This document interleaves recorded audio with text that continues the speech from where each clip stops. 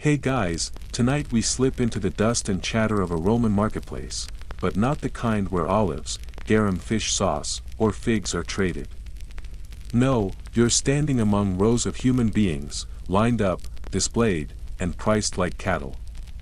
The air is heavy with incense trying, and failing, to cover the smell of sweat and fear.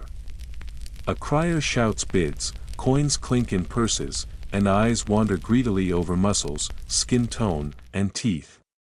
You probably won't survive this scene if you think too hard about it.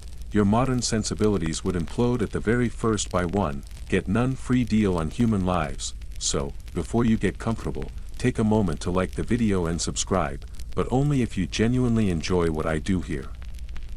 And hey, I'd love to know where you're listening from and what time it is right now. Drop that in the comments. Now, dim the lights, maybe turn on a fan for that soft background hum, and let's ease into tonight's journey together. You push through the crowd, eyes darting over the tall wooden platform at the center. Slaves are marched up in single file. Their tunics are ragged or sometimes missing altogether, because nothing says transparent pricing like stripping someone bare to check for defects. Buyers lean forward, inspecting teeth like horse traders, tapping legs to test muscle tone. Some scribes stand by with wax tablets, jotting down details, while others hold placards describing the stock. Yes, stock, because that's how they saw them. Here's a fact to anchor yourself: in Rome's prime, maybe 1 in 3 people inside the city limits was enslaved. Imagine walking down a street where every third person has a price tag instead of freedom. The auctions weren't some niche, underground activity, they were daily reality. And the price tags? They varied like the sticker shock at a car dealership.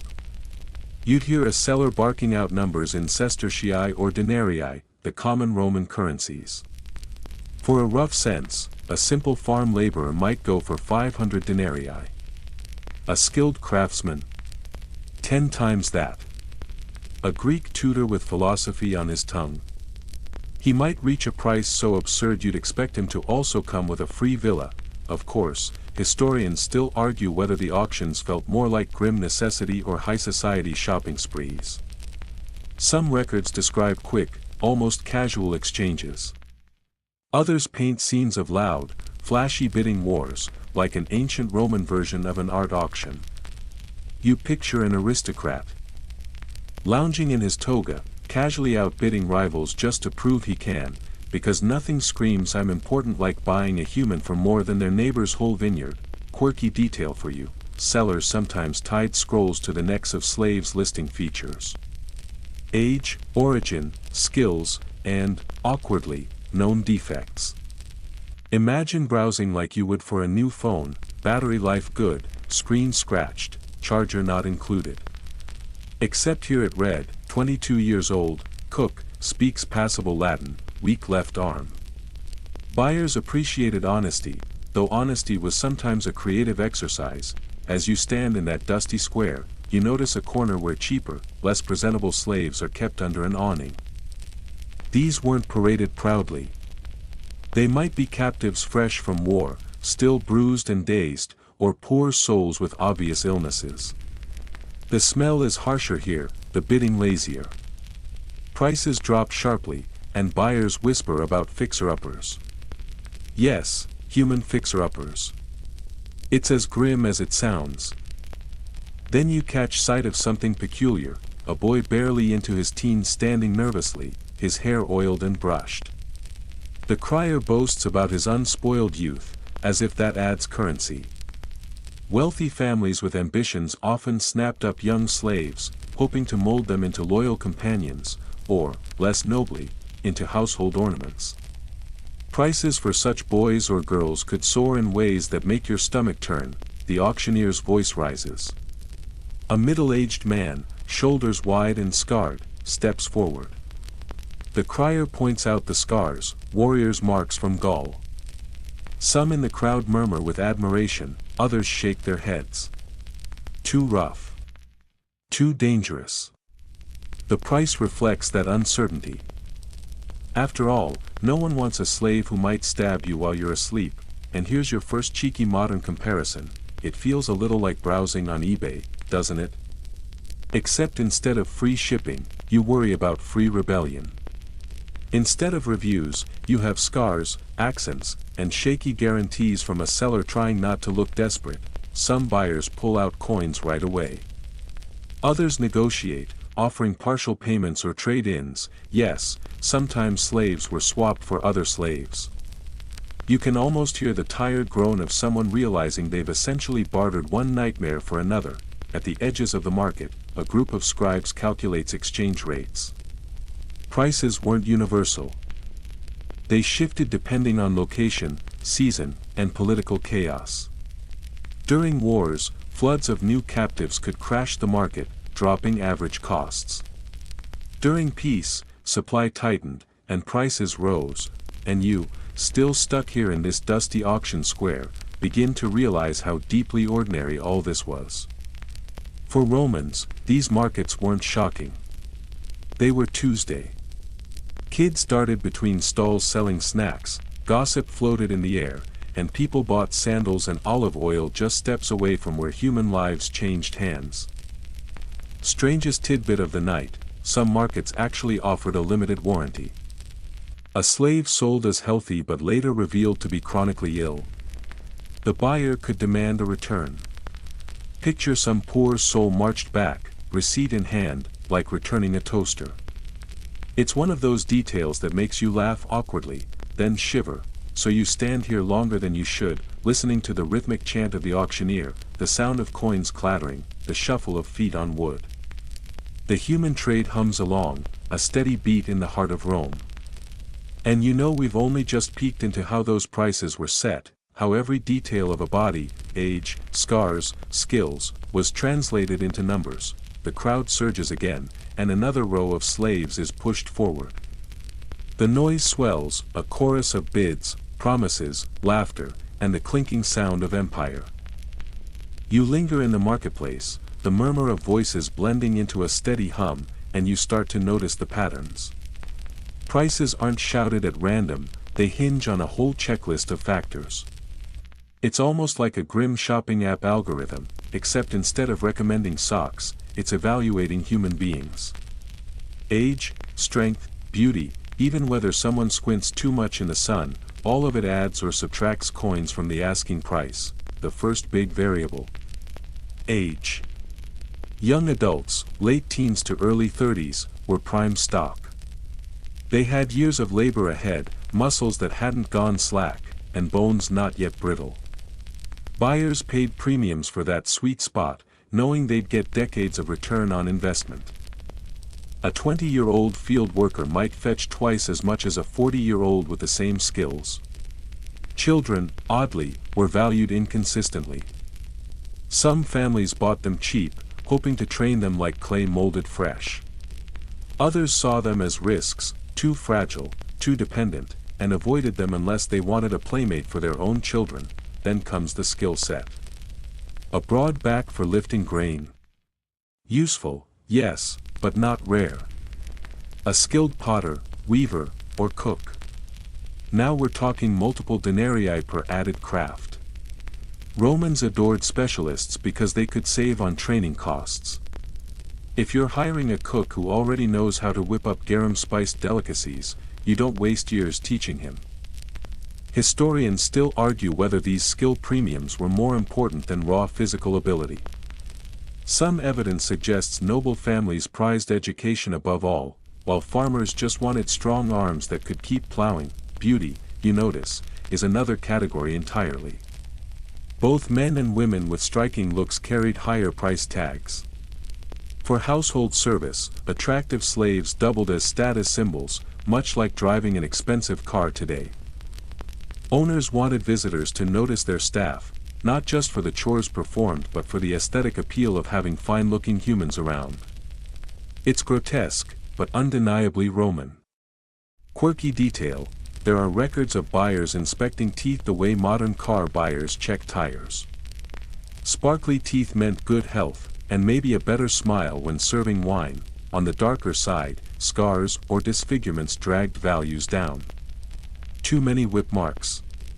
Potential troublemaker. A limp, That meant reduced work capacity. Sellers often tried to hide these flaws, oiling skin or even using cosmetics to blur scars. But once a buyer noticed, prices plummeted. Think of it like haggling over a dent in a second-hand chariot. Except here the dent was trauma carved into flesh. One scholar's open debate adds a layer of intrigue. Did Romans value personality? Some texts suggest docility, being meek, submissive, or quiet, was praised, with docile slaves sold for higher prices. Others argue personality mattered little compared to raw skills. After all, you could always beat obedience into someone, grim as that is.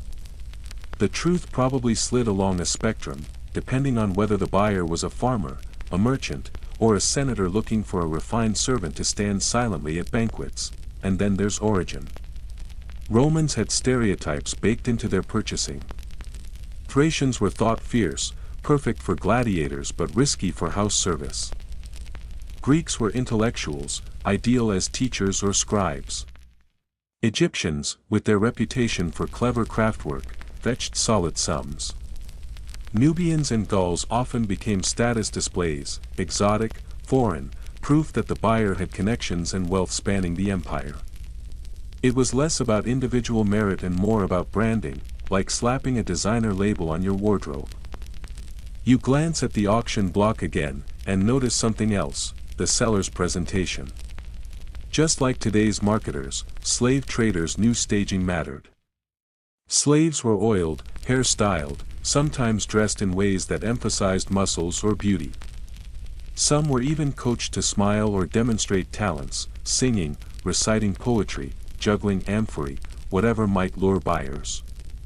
That performance could raise prices by half, which feels like the ancient equivalent of a product demo at Costco, minus the free samples. The crowd's reactions reveal another layer of pricing psychology. Wealthy bidders love to outshine each other. If one noble wanted a cook, his rival might deliberately bid higher.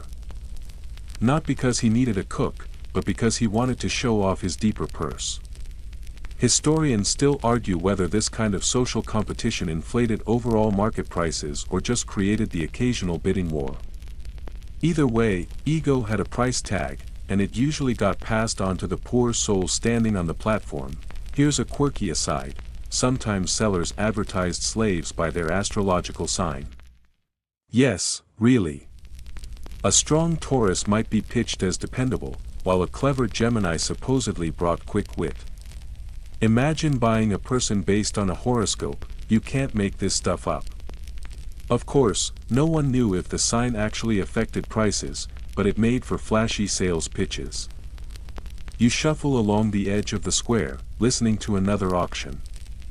A plump man, middle-aged, is being touted as an experienced baker. His hands are scarred from ovens, his belly proof of years around bread.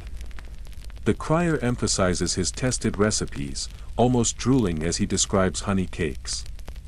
The bids rise quickly. Households wanted bakers who could bring both food and prestige. You suddenly imagine a dinner party where hosts brag not about the menu, but about how much their baker cost. At the far side, a wiry teenager is introduced as a runner. His lungs strong, his legs wiry, he's advertised as a fast courier for messages. Practical, sure, but also dangerous if he decided to sprint in the wrong direction. His price? Lower than you'd expect. A reminder that perceived risk often outweighed utility. You catch yourself smirking. The whole system, though deadly serious to Romans, feels like a blend of job fair and cattle auction, sprinkled with Fashion Week. The absurdity lies in the details: warranties, horoscopes, cosmetic touch-ups. Each factor, age, skill, origin, beauty, flaws, converged into a price that, to Roman buyers, felt logical. To you, it feels chilling, and yet, in this marketplace, the logic holds. Coins clink, hands shake, wax tablets are inscribed, and the cycle continues. Another body, another price. The crowd shifts, carrying you toward a quieter corner of the marketplace. The tone changes, less frantic, more selective. Buyers here aren't after strong backs for the fields but sharp minds and rare talents. This is the premium aisle. Laborers one way, specialists another. And the price gap? Staggering. A field hand, sturdy but unskilled, might fetch around 500 denarii, 2 years' pay for a free worker. Costly, but manageable for middling farmers. Step closer, though, and the sums explode. A Greek physician. 6,000 denarii or more, enough to fill a cart with coins. It's a reminder that slavery wasn't just about brute force. It was also Rome's way of buying skills the elite coveted but didn't want to hire freely. Historians still debate whether such dizzying prices reflected genuine scarcity or simply noble competition. Some argue that wealthy families drove prices sky-high in bidding wars for prestige. Others say educated Greeks were rare enough to justify the numbers. Either way, the result was the same: intellectual labor became a luxury item. You pause as a pedagogist is displayed, his Greek accent polished, verses of Homer flowing from his tongue. Buyers nod, impressed. For aristocrats, nothing advertised refinement like owning a tutor to shape their children's minds. Elsewhere, a lean man demonstrates his medical skill, bandaging a mock wound as the auctioneer praises him as physician. Skilled in herbs and surgery. Murmurs ripple. This one will cost thousands. Personal healthcare, after all, was priceless. Some Romans even bragged about slaves more than furniture. Cicero once boasted of his secretary slave's shorthand, able to keep pace with rapid dictation. Imagine bragging at dinner that your assistant types 200 words a minute, except the assistant is chained to your estate. Artisans, too, commanded respect. A potter who could turn out amphorae in bulk sold higher than a nameless field worker. A lyre player or singer became the ornament of a household, much like a living Spotify. Only here, there was no skip button. One scribe demonstrates lightning speed on a wax tablet, scratching out lines faster than the announcer can read. The bids climbed steadily. Rome thrived on bureaucracy, and literacy was power, but even specialists risked being unsellable if they landed in the wrong place. A philosopher in a backwater farming town. Worth little more than a kitchen hand. Some sources hint at brilliant men sold for pennies because their talents simply didn't fit demand. You linger by an astrologer with scrolls and charts, part mystic, part showman. The crowd splits between laughter and curiosity. A wealthy matron eyes him thoughtfully. Astrologers could fetch prices equal to doctors, depending on fashion. Were they respected or merely trendy? Historians still argue, and then come the entertainers, jugglers, dancers, flute players. A fire breather imported from the East might dazzle a banquet, though such investments tended to end prematurely. High-risk portfolios, Roman style, the divide is stark. On one side, cheap, anonymous laborers. On the other, talents costing estates, valued for prestige or utility. Both equally commodified. Coins change hands. Philosophers vanish into noble households, and farmers drive off with plowmen. The market churns on, measuring worth not in humanity, but in what skills could be squeezed out before exhaustion set in. The auction square pulses in waves. One moment a Greek philosopher sells like a prize, the next a hush falls as foreigners from distant lands are displayed. Exotic origins were their own currency. Owning someone from far away wasn't only about skills, it was about prestige, proof of wealth stretching across the empire. Take the Gauls, tall, fair, and fierce in reputation. Their strength made them candidates for gladiatorial arenas or hard labor. Buyers muttered about fiery tempers, and historians still debate whether they were valued more for spectacle than farming. Either way, their look alone made them desirable. A senator might boast, "This Gaul once fought Caesar's legions, now he trims my hedges." Nubians, praised for strength and endurance, were sought for kitchens, baths, or estates under the sun. Some wealthy Romans even kept them as bodyguards, equal parts protection and status symbol. Greeks, meanwhile, occupied a premium tier. Their reputation for intellect meant even an untested Greek might command more than others, though a farmer from Athens without education quickly lost that advantage. Auctioneers leaned on stereotypes, Syrians as clever artisans, Egyptians as mystical scribes, Thracians as natural fighters. Think of it as Roman marketing copy, imported from the East, wisdom guaranteed. The logic felt oddly like shopping for wine, region mattered as much as substance. Prices reflected the branding. A Greek tutor could cost more than a Gaulish warrior. An Egyptian scribe, prized for literacy, fetched thousands, while a Scythian horseman might be cheap unless a cavalry unit was recruiting. Some elites even collected slaves from many regions, showing off households where 5 languages filled the air, cosmopolitanism as display, not inclusion. Cappadocians were marketed as obedient, less prone to rebellion, a selling point that shaped their demand. But not every foreigner carried prestige. Captives from barbaric cultures often sold at discount, Romans assuming they needed extra discipline to adapt. One group makes you pause: Jewish captives, taken after revolt. Their pride and stubbornness worried buyers, though some valued their discipline. The bidding stalled, proof that cultural perception could cut both ways. At the farthest edge of the square stood true rarities, people from India or Ethiopia. Their novelty alone drove prices sky high. For the richest Romans, owning someone so visibly different was spectacle, a living reminder that the empire touched the edges of the world. Were such figures common or rare? Historians disagree. Some estates suggest steady trade, others that these individuals were near mythic curiosities. Likely the truth was in between, not everyday purchases, but not unheard of either. Coins clink again, one Greek intellectual sells for a fortune, while ordinary captives from the same war go cheap in bulk. The difference isn't skill or fairness, it's branding. Rome understood all too well, perception decides value, even when the commodity is a human life, and so the auctions roll on, the crowd entertained by accents, hairstyles, and exotic claims. The empire was displayed not just in stone and blood, but in markets where origins set the price. The sun dips lower, shadows stretching across the square, and the mood shifts. Gone are the flashy bids for tutors and entertainers, now attention falls on children, elders, and the frail, the least glamorous end of the market. Prices drop like autumn leaves, exposing the brutal practicality of Rome's system: children come first. Small groups clutch each other, eyes wide as strangers appraise them. The auctioneer speaks softer, not from kindness but because demand is low. Too young to labor, too fragile to endure, most sold cheap, sometimes as low as 200 denarii.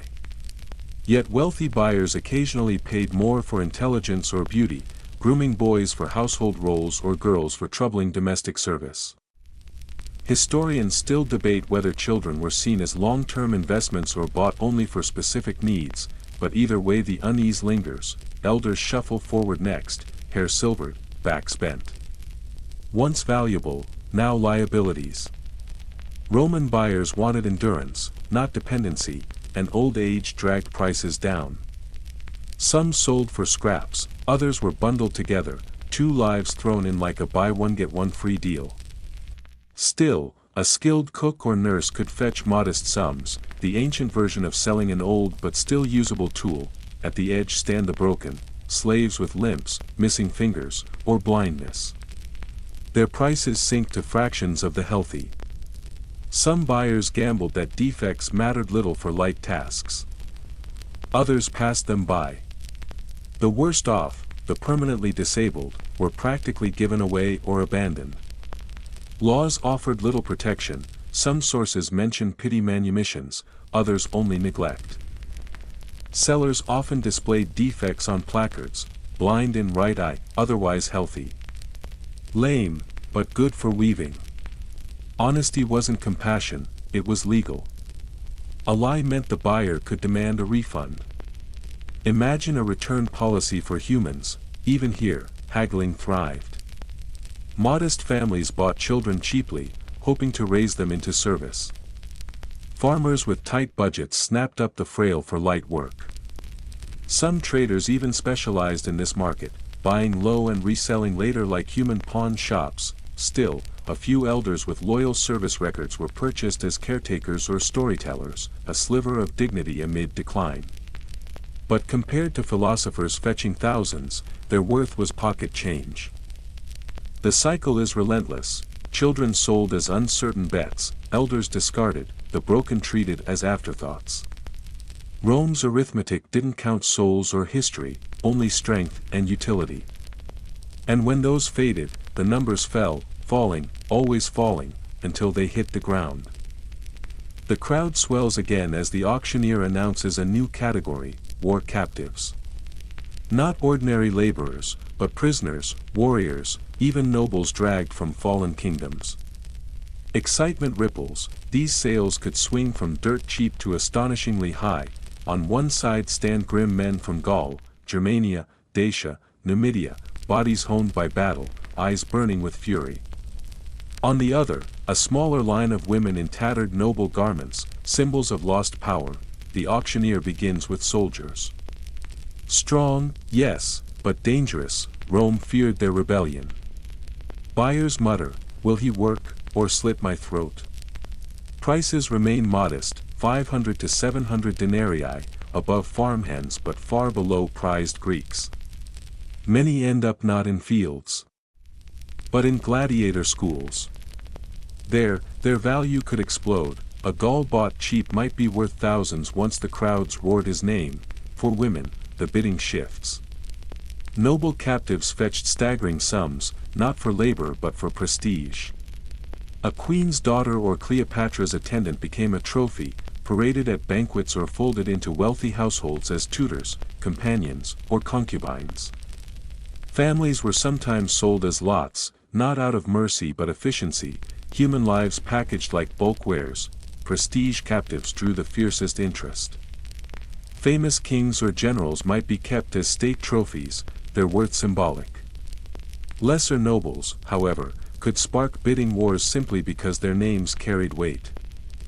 Some Romans flaunted exotic slaves as collectors with rare coins. This is Berenice, daughter of a Gallic chief. But when campaigns swelled the market, prices collapsed. After Caesar's Gallic wars, tens of thousands of captives flooded Italy, sold off for a handful of coins in a human clearance sale. You watch a towering German warrior step forward, scars like medals. A lanista eyes him eagerly, seeing profit in future blood sport. Next, a young woman in frayed embroidery, daughter of a tribal chief, the auctioneer proclaims. Her price rivals that of a master craftsman, not for her skill but her story, proof of conquest. As they are led away, the divide is stark. Soldiers sold cheap, noblewomen sold for glory, gladiators groomed for spectacle. The whispers cut through the crowd, "He'll die in the arena. She'll pour wine at banquets. That one's too dangerous, better keep him chained." Here, under the gavel, Rome turned war's spoils into coin. The chatter in the market shifts again, this time thick with anticipation of something more thrilling than a kitchen hand or a field worker. You hear the auctioneer clear his throat, a smile stretching across his face as he announces the next category: gladiators. The mere word makes the crowd lean forward, because here the line between cheap human commodity and priceless celebrity blurs in a way only the Romans could invent. At first glance, the group looks like any other slaves, men with chains, bodies scarred, eyes darting with suspicion. But the auctioneer introduces them differently, boasting of their past victories or potential for future blood. Some are already trained, veterans of the arena whose names ring out like half-forgotten sports stars. Others are raw recruits, captured warriors being sold to the gladiator schools, the ludi, where their fate would be forged in sweat and steel.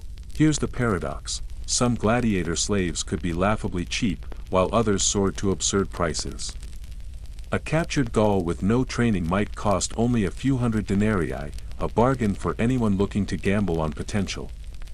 But a trained fighter with a winning streak? That was another matter entirely. A gladiator who survived several matches, thrilling crowds and earning nicknames, could be worth thousands. Think of it like today's professional athletes. A rookie is affordable, but once he fills the stadium, his value skyrockets. You overhear a lanista, one of those gladiator managers, haggling in the corner. His tone is practical, his eye sharp. For him, this isn't about prestige, it's about investment. He calculates risks. That one has a bad knee, won't last a season. That one is wiry but quick, good for a retiarius, maybe. The auctioneer plays along, stressing stamina, showmanship, the gleam of battle scars. In this world, even scars have price tags, proof of survival rather than flaws. There's one quirky fact that makes you smirk: gladiator insurance. Some schools, knowing their investments were fragile, literally insured fighters like prized racehorses. If a star gladiator died too soon, the insurer paid out compensation. You realize just how much money flowed through this bloody economy, not just in ticket sales, but in betting, training, and resale. Historians still argue whether gladiators were truly treated as disposable slaves or as semi-celebrities pampered between fights. Evidence shows both. Some lived in barracks, chained at night, fed just enough to survive. Others, especially champions, received better food, medical care, and even fan mail scratched on Roman walls. Celadus the Thracian is the heartthrob of the girls. Imagine graffiti of fangirls 2,000 years ago. Hearts etched next to a man doomed to fight to the death, but here in the market, the pricing feels brutally pragmatic.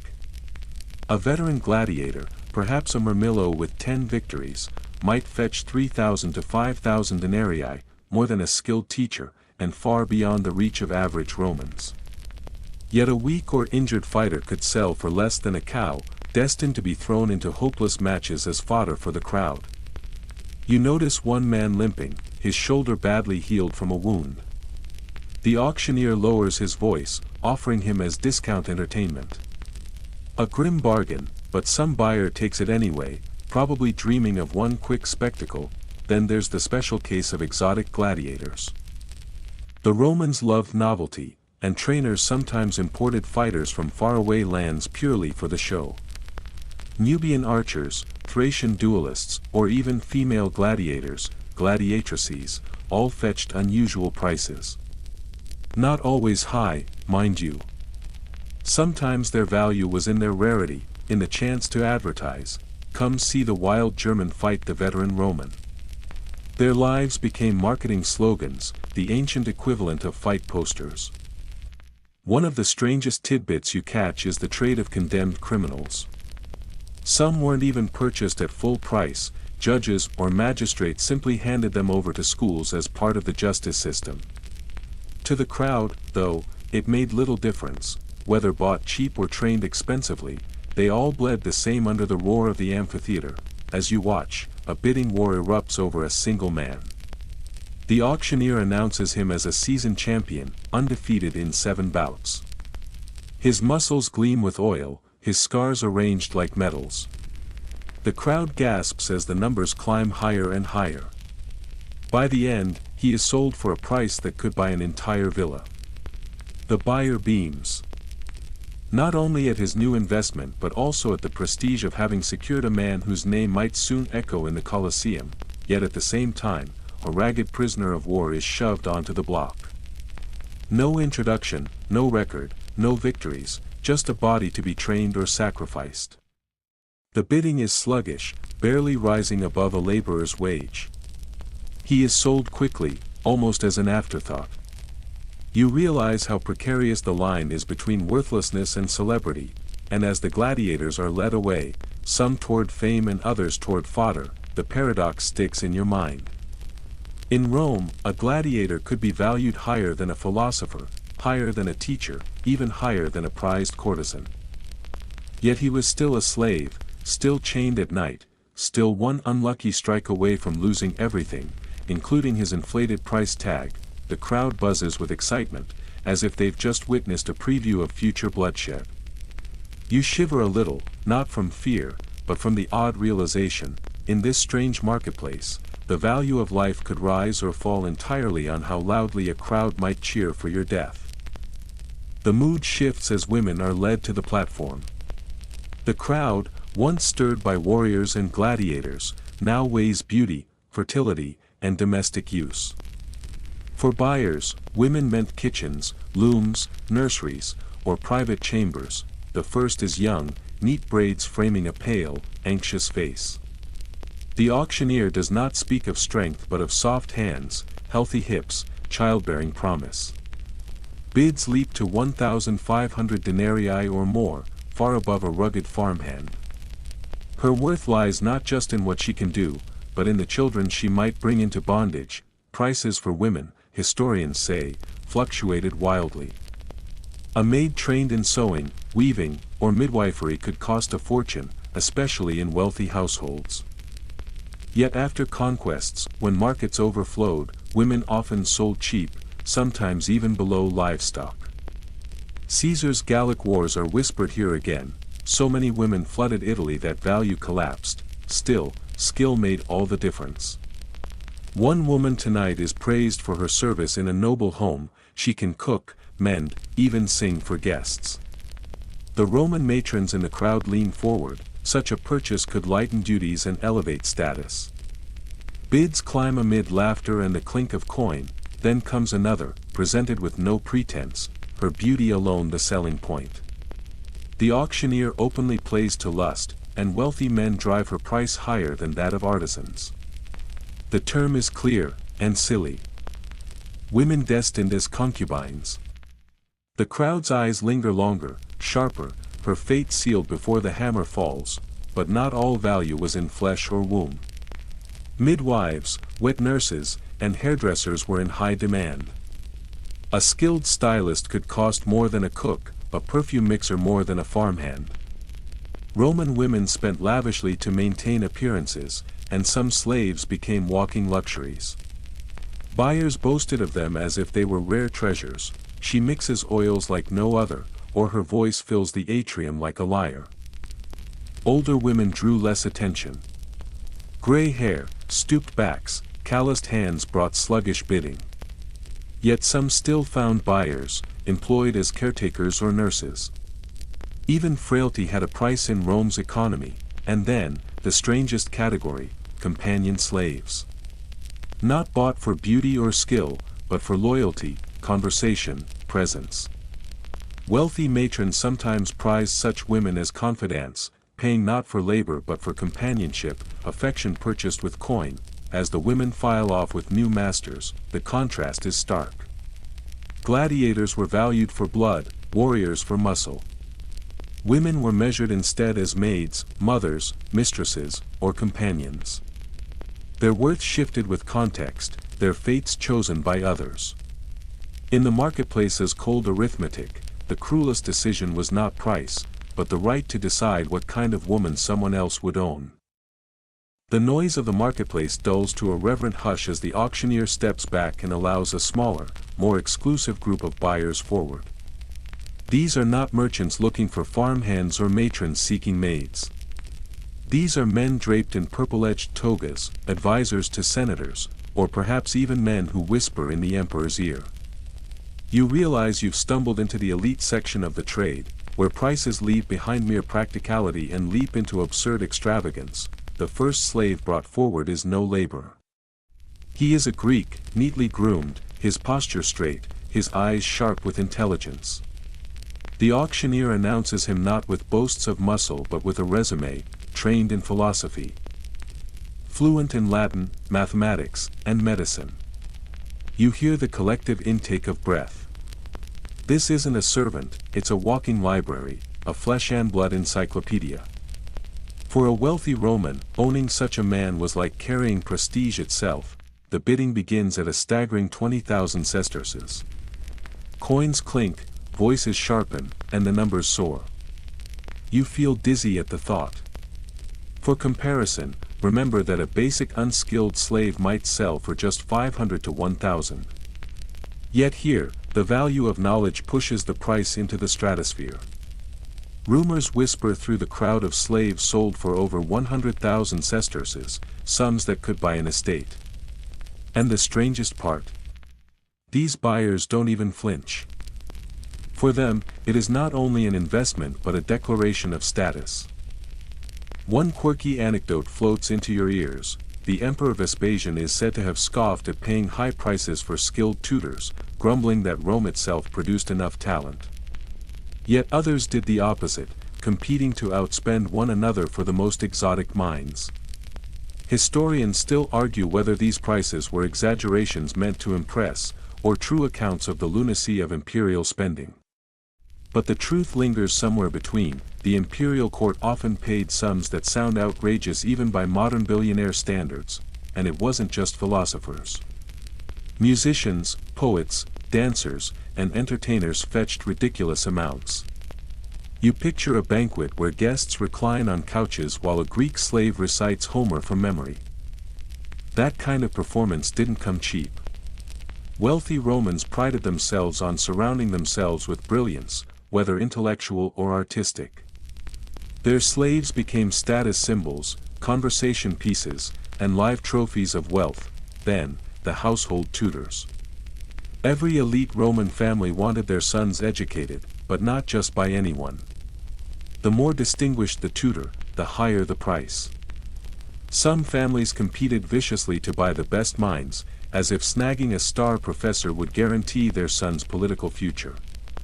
You chuckle at the thought. It's the ancient version of fighting for Ivy League admissions, except instead of paying tuition, you buy the teacher outright.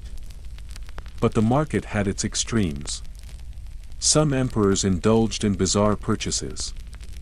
There are tales of Caligula spending absurd sums not for tutors or philosophers, but for singers and jesters who could entertain him in the palace.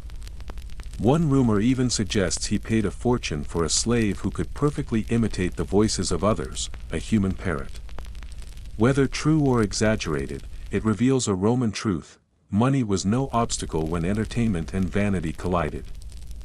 You overhear one buyer sigh dreamily about his new acquisition, a slave who could play the lyre so beautifully that guests wept during feasts.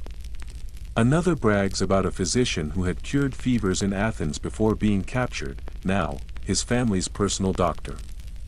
You realize that for these men, slaves weren't just workers. They were luxuries, bought to impress friends, cure ailments, or display wealth in ways no villa or jewel could match, and yet, hidden beneath the extravagance lies a pragmatic streak. Some buyers considered these purchases long-term investments. A tutor might train multiple children, shaping generations. A skilled doctor could keep entire households alive longer, protecting dynasties. One could argue, cynically, that such slaves paid for themselves over time. Still, the absurdity is hard to ignore. Imagine, while one Roman farmer saves his coins for a cheap labor, an emperor tosses away fortunes on a flute player. The gulf between ordinary and elite buyers couldn't be wider. To the rich, slaves were not necessities, they were luxuries, extensions of ego. As the auctioneer closes this portion of the sale, you sense the room shift again. The air feels heavier, the price is more surreal. A philosopher, a singer, a physician, all sold for sums that could bankrupt cities. And you're left marveling at the contrast. The same system that sold runaways for scraps of silver also turned knowledge and art into glittering treasures, hoarded by emperors like rare gems. The sunlight wanes further, softening the harsh lines of the marketplace and casting a golden glow on the next set of arrivals, specialized artisans. Here, muscles are less important than skill, and the value of a human is measured in craft, creativity, and the ability to produce items that could elevate a household status. You follow the crowd toward a row of potters, weavers, carpenters, and metalworkers, men and women whose hands had learned the language of creation. A potter steps forward, his fingers stained with clay. The auctioneer hails him as a master of amphory, capable of crafting vessels so symmetrical and durable they might survive for generations. Bids start modestly, but a wealthy matron raises her hand quickly. She imagines decorating her villa with pots that are not merely functional but aesthetic, proof that she is cultured and refined. A single skilled potter might fetch 2,000 to 3,000 denarii, double what a common laborer earns in years, but still a bargain for someone who produces art every day. Historians still debate whether artisan slaves were treated primarily as workers or as prized possessions. Some evidence suggests they could gain a modicum of autonomy, allowed to sell pieces they crafted on the side, keeping a fraction of the profit. Others insist they remain strictly under the master's control, their skills entirely claimed by the household. Either way, the market valued expertise above mere muscle. You notice a quirky detail: some artisans were imported specifically for their regional specialties. A Greek sculptor might command higher prices than a local Italian, not just for skill but for origin. Romans believed certain regions produced inherently superior craftspeople: Crete for bronze, Gaul for weaving, Alexandria for glass. The mythology of place added hundreds, sometimes thousands, of denarii to the sale price. Weavers present a similar picture. A woman who could produce intricate tapestries depicting mythological scenes became a status symbol. The auctioneer makes a show of her work, spreading her tapestries on a table for the crowd to admire. The bids rise. One matron whispers, "She could make my hall the envy of all Rome," and the competition intensifies. Here, aesthetics is wealth incarnate. Carpenters and metalworkers offer utility wrapped in prestige. A blacksmith skilled in crafting bronze armor or delicate jewelry commands respect. A carpenter who can design and assemble elaborate furniture elevates the household from ordinary to elite. Prices reflect their skill, and the auctioneer emphasizes this with flair. Quirky tidbit: some metalworkers were hired not only for craft but to secretly build mechanical contraptions, early automata, just to impress guests. Romans loved showing off minor technological marvels, but skill alone wasn't always enough. Temperament mattered. A temperamental artist might be cheaper, because a master feared the frustration of a rebellious hand. Some buyers preferred obedient mediocrity to brilliance wrapped in attitude. Historians still argue whether these personality evaluations significantly altered prices or if they were largely anecdotal reports.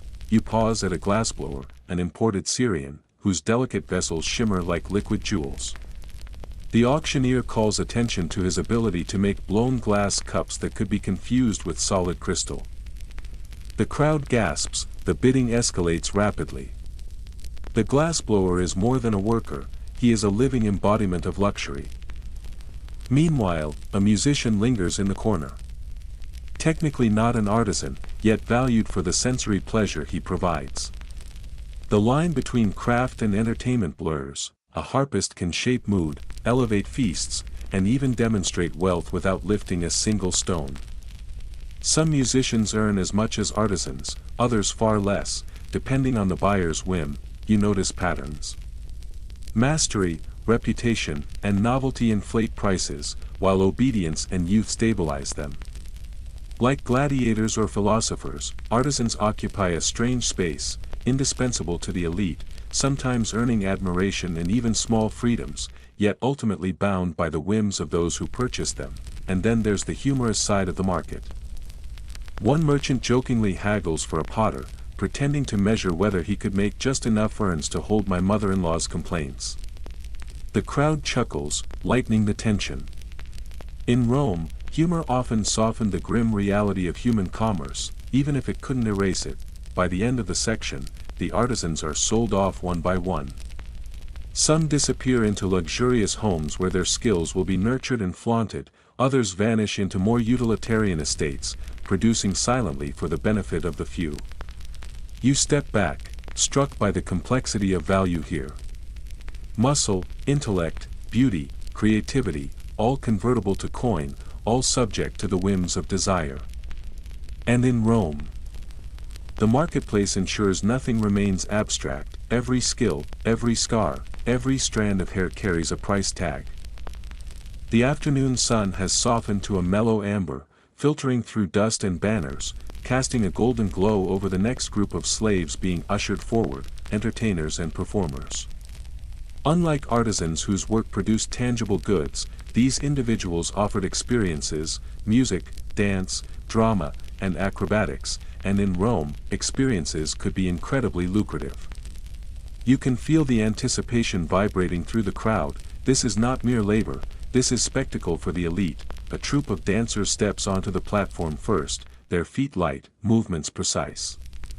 The auctioneer calls attention to their origins, some Egyptian, others Greek, and a few exotic imports from Asia Minor. He emphasizes their training, intricate routines learned over years, flexibility, and stamina. Wealthy patrons murmur eagerly.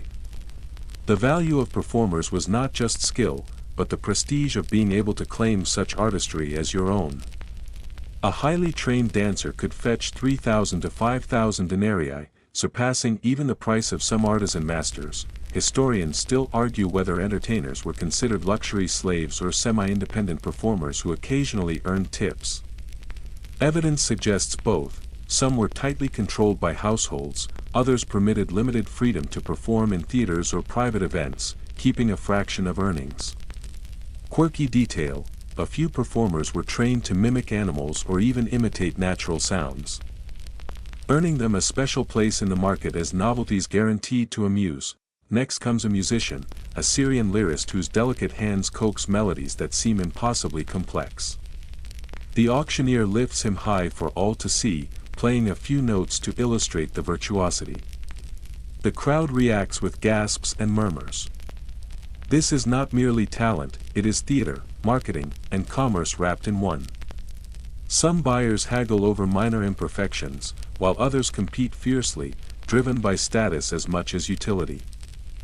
Theatrical performers command similar attention. Actors trained in tragedy or comedy could elevate private feasts into dramatic spectacles. Romans loved displaying their cultured tastes to guests, so owning an acclaimed performer was akin to having an original sculpture, status made tangible.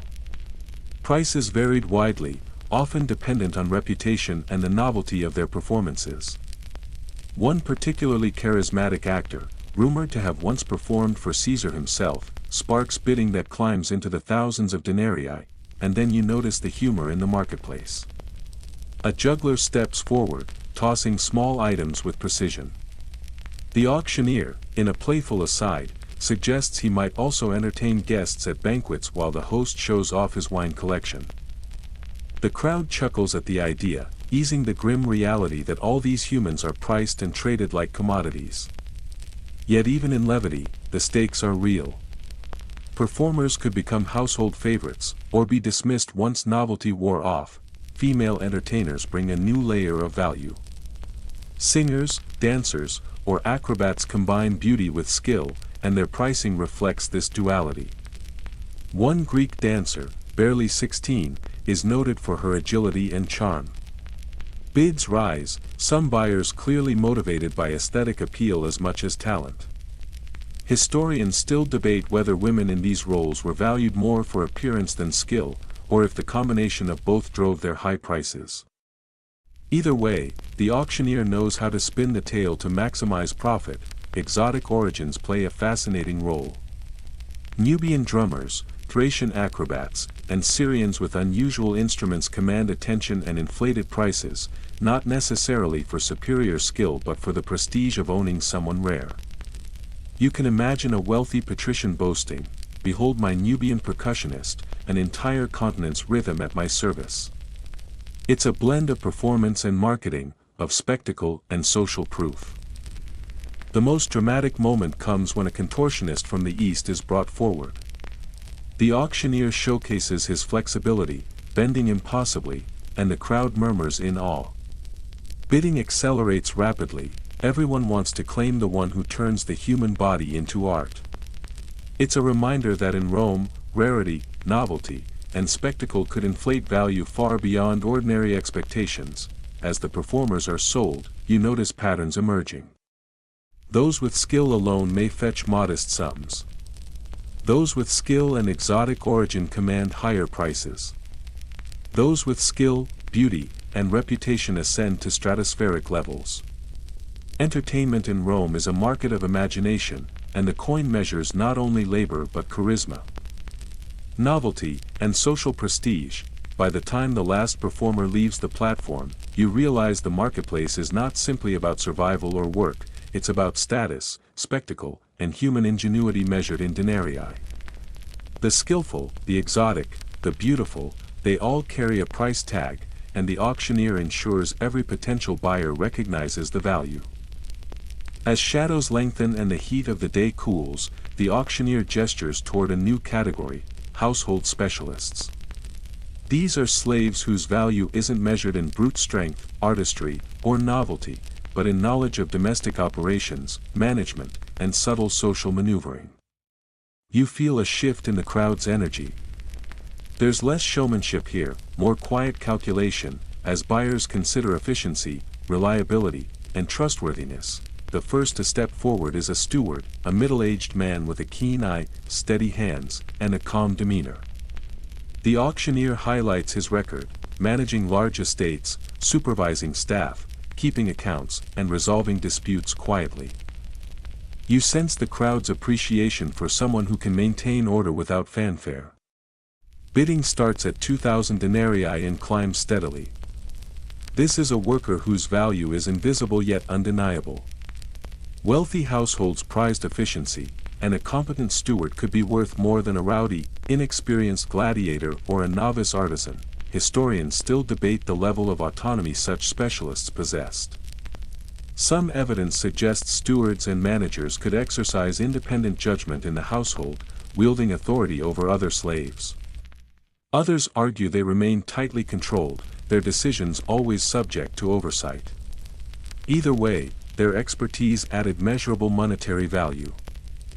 Quirky detail: some stewards reportedly maintain slaves' libraries, recording food inventories, births, and even gossip, early spreadsheets, Roman style.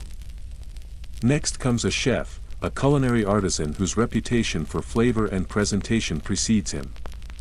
The auctioneer offers a taste demonstration, small morsels passed to wealthy buyers, each bite a reminder that the man's skill can elevate a meal from ordinary to unforgettable. You notice the bids climbing quickly. Food, after all, sustains life and impresses guests. A talented chef can turn a simple villa dinner into a display of status. The practical merges seamlessly with prestige. Then a wet nurse is presented, her youth and health emphasized. In Rome, infant survival was paramount, and a skilled wet nurse could command high prices. Mothers of status depended on such expertise. And the auctioneer doesn't miss the opportunity to highlight the woman's track record: healthy babies, obedient care, attention to diet. You feel the tension in the bidding: potential parents, or those representing them, calculating whether her cost outweighs the promise of thriving offspring. Female household managers, or villaci, appear next. These women orchestrate the daily operations of large households, supervising other slaves, ensuring cleanliness, and maintaining order. They are indispensable, especially in villas with multiple servants and complex routines. You realize these women were essentially middle managers, translating the master's will into action. Quirky observation: some were known to discipline disobedient slaves with surprising diplomacy. An art in itself, historians still argue whether household managers had actual power or if their influence was overstated. Some records suggest that a capable vilica could quietly dominate the internal hierarchy of slaves, sometimes even controlling budgets and inventories. Others believe their authority was symbolic, ultimately overridden by the master. Either way, the auctioneer markets them as invaluable. And then the smallest, yet crucial, roles: scribes, secretaries, and record keepers. Their work might be invisible, yet their accuracy affects taxes, contracts, and reputations. One scribe is highlighted for his speed and neat handwriting, praised for knowledge of law and accounting. Bidding rises, buyers understand that mistakes cost money. In a society where paperwork could dictate wealth and status, these specialists become unexpectedly valuable. You watch as the auctioneer concludes with a reminder: these slaves offer more than muscle, they are the glue holding households together. Their worth is quiet, subtle, but sometimes surpasses that of entertainers or gladiators. And yet, their lives remain bound, their fates entirely dictated by whoever has the coins to claim them. The peculiar irony strikes you: in this bustling marketplace of flesh and coin, the strongest and most skilled are sometimes less valuable than the clever, disciplined, or socially adept. Rome values labor in all its forms, but it also values efficiency, knowledge, and subtlety, skills that rarely make headlines, yet command real power in households. As the last steward and scribe are led away, you reflect on the marketplace's layered economy. Muscle, beauty, intellect, artistry, domestic skill, they all have value, yet the system is ruthless, precise, and indifferent to the lives themselves. The patterns are clear: the rarer, more skilled, or more prestigious the person, the higher the price.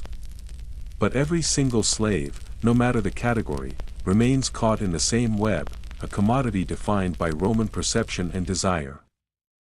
The late afternoon light casts long shadows across the square as the auctioneer signals the arrival of the final group before evening: exotic animals and their specialized handlers.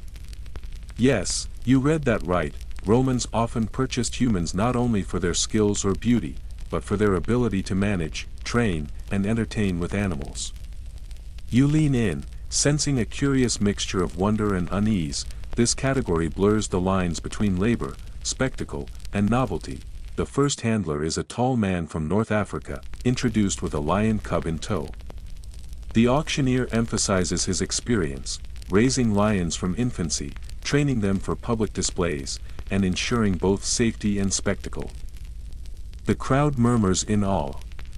A man capable of controlling wild beasts brings status and entertainment in equal measure, and his price reflects that, ranging anywhere from 2,500 to 4,000 denarii, depending on the rarity and danger of the animals he manages. Historians still argue how much autonomy these handlers truly have. Some records suggest that skilled animal trainers could negotiate conditions or even keep part of the profits from shows, while others indicate they were tightly bound to their masters, their fate inseparable from the unpredictable beasts under their care. Either way, their expertise placed them in a unique and perilous market niche. Quirky tidbit: some trainers reportedly taught lions to perform simple tricks for dining entertainment, like bowing or retrieving wine jugs. You can almost hear the snickering at the thought of a lion serving the evening toast. Next comes a group of exotic bird handlers, responsible for keeping peacocks, doves, and parrots. These animals were prized for color, song, and exotic flair in Roman villas and gardens. A parrot from the East, capable of mimicking Greek phrases, draws particularly high bids, not for its labor but for the social capital it confers. Owning such creatures made a household appear cultured, cosmopolitan, and wealthy. You notice that some buyers show an almost obsessive fascination. One senator bids not for practical use, but to flaunt the novelty of owning a trained cheetah capable of chasing down small prey in the estate grounds. Another matron insists on purchasing a trained crane, partly because it mirrors her wealth and taste. Here, utility and prestige overlap, with the latter often outweighing any practical function. Even smaller animals hold significance.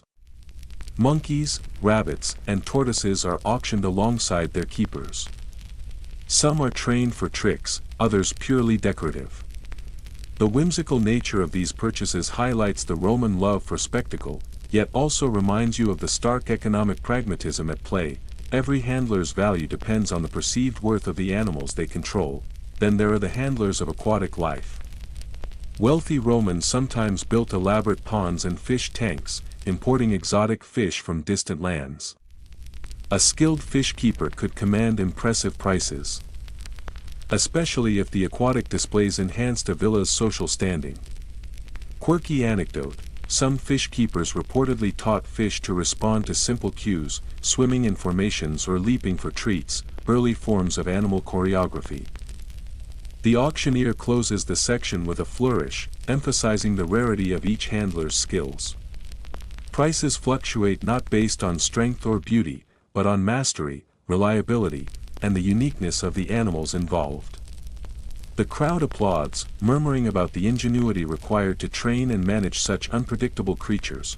You step back, reflecting on the Roman approach to value.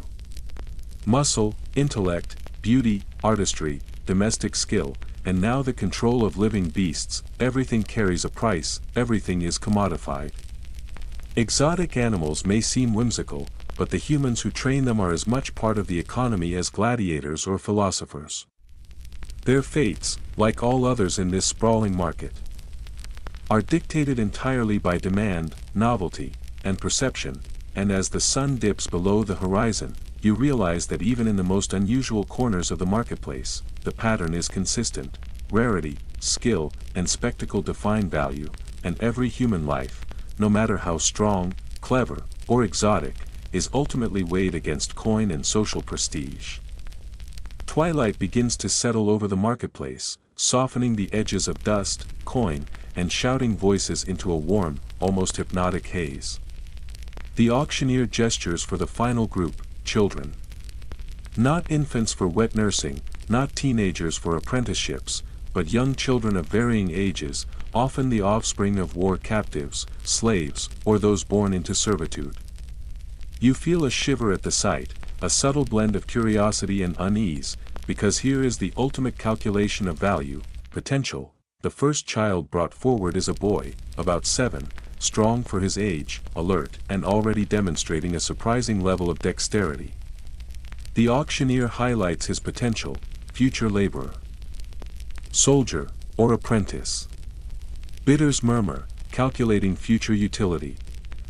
In Rome, children were evaluated not just for immediate labor, but for what they might become. A healthy, intelligent boy could fetch 1,000 to 2,000 denarii, though prices varied widely depending on origin, skills, and perceived promise. Historians still argue whether children were primarily valued for potential labor or social connections. Some suggest that young slaves of noble lineage were prized for the prestige of their blood, while others emphasize the economic calculations of training and eventual productivity. Either way, childhood was commodified early, and every trait, height, health, curiosity, temperament, carried a potential price tag. Quirky detail: some families reportedly bought children to train them specifically as entertainers or acrobats, essentially molding them from the beginning into revenue-generating assets. Next comes a girl, perhaps 6 or 7, noted for her intelligence and obedience. The auctioneer presents her as adaptable and quick to learn domestic skills. Bidders nod appreciatively. You imagine her potential. In a wealthy household, she could grow to become a skilled maid, seamstress, or companion. Her value is a complex mix of immediate usability and projected utility, often calculated over decades of servitude. Then come groups of siblings, a heartbreaking sight in some ways. The auctioneer packages them together, offering a bulk price. Families of slaves were often split for convenience, but occasionally kept together for easier management or because buyers preferred them that way. You overhear whispers of bulk purchases being cheaper per head, like a human version of a buy-one-get-one deal. The cruel pragmatism of the system hits you sharply. Even infants had value, though modest and precarious. Some buyers sought babies born to slaves, anticipating future labor and allegiance. Others, more strategically, sought children for adoption-like arrangements within the household, ensuring loyalty and continuity. The ethics are murky, the calculations cold, yet the marketplace operates with remarkable efficiency. Quirky anecdote: certain children were even trained from early years for entertainment or unusual skills, like juggling, singing, or performing simple feats, adding novelty to their price. You imagine the absurdity: tiny humans marketed like tiny acrobats, their futures preordained in denarii. As the auction concludes, you notice the tension in the crowd. Children embody both hope and risk. Healthy, strong, and obedient, they are investments promising decades of labor or companionship.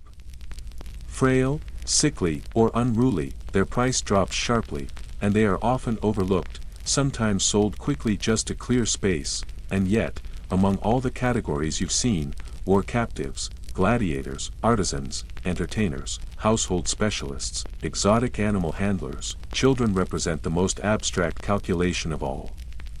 Their value is not fully realized, yet anticipated. In their small bodies, Romans saw future strength, intelligence, beauty, and obedience, a lifetime of potential converted into coin. As the last child is led away, the marketplace quiets, and you can almost hear the echo of a system so methodical it balances cruelty with commerce, novelty with necessity, and potential with profit. The patterns are undeniable. Rome measures everything, from muscle to intellect to youth, and in doing so, it reduces life itself to currency, tradable and calculable, no matter how small or large, innocent or trained. Night descends over the market, and lanterns flicker to life, casting trembling shadows over the emptying stalls.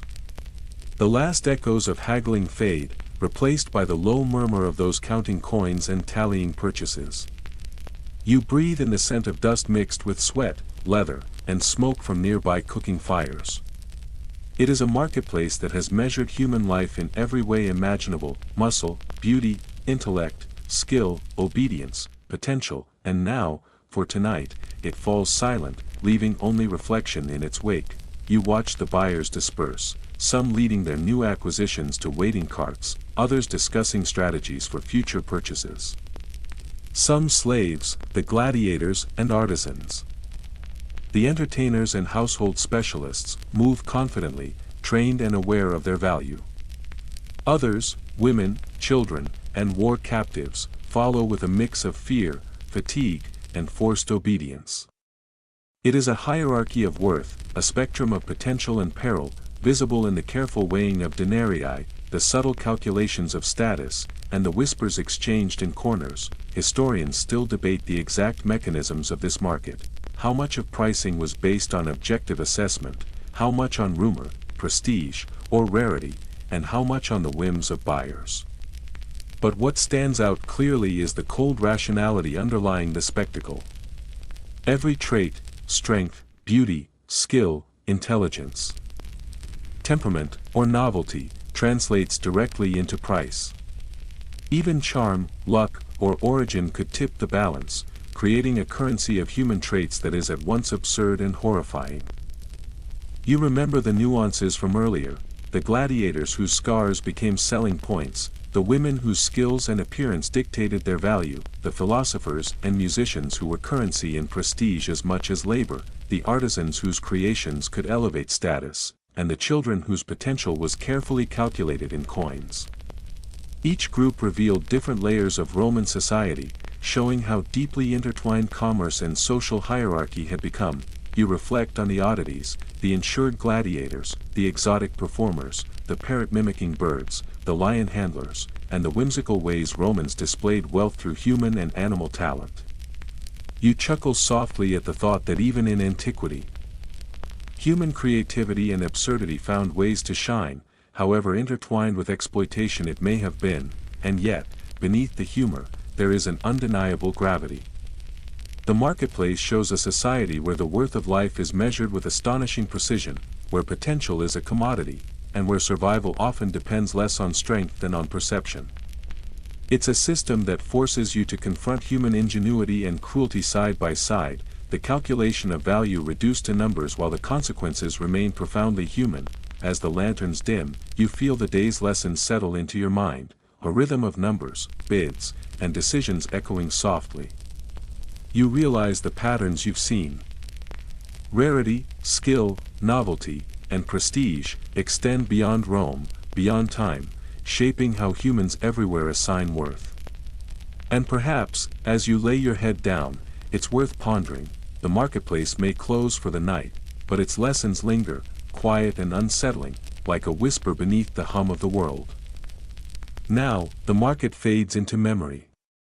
The shouts and clinks of coins are replaced by the gentle hush of evening. You feel the day's heat softening, your body relaxing, limbs stretching after hours of observation. The lessons of value, of skill, beauty, and potential, drift around you like falling leaves, each one a tiny story of survival, calculation, and human complexity. Imagine walking along empty streets, hearing only the distant echo of laughter, the soft whisper of the wind through columns, the faint scent of earth and herbs. Every image blurs slightly, your mind easing into the rhythm of reflection. You picture gladiators resting, artisans polishing their crafts, children curling in their new homes, and exotic animals settling into quiet pens. Each life, each story, carries weight, yet the night softens it all. There is no urgency now, no bidding, no calculations. Only you, tracing the arcs of history with gentle curiosity, breathing in the quiet of what has passed. The marketplace, once vibrant and chaotic, now exists solely in memory, its lessons clear but softened. You allow the rhythm to lull you further, thoughts slowing, imagination blending with calm, each detail fading like candlelight, and as you drift, consider this: value is measured in many ways, often fleeting and always relative. But tonight, let the numbers, the bids, and the stories settle into gentle understanding. A reminder of human complexity across time. Let your mind rest, soft and untroubled, as the last lanterns flicker and the marketplace sleeps. Now, dim the lights, feel the quiet hum, and let the night carry you into rest.